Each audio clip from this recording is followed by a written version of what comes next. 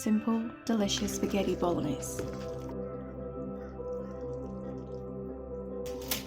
First I chop some garlic and brown onion, then fry this with some olive oil.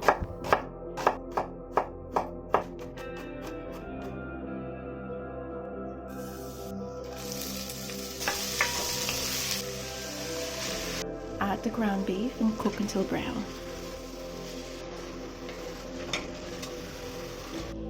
Add some wine or beef stock to make it alcohol free, then some beef stock powder, crushed tomatoes, tomato paste, sugar, bay leaves and oregano.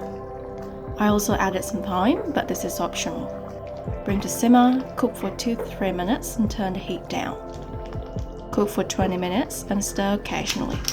Then add salt and pepper to taste. When the bolognese sauce is ready, cook the spaghetti until al dente according to the package instructions.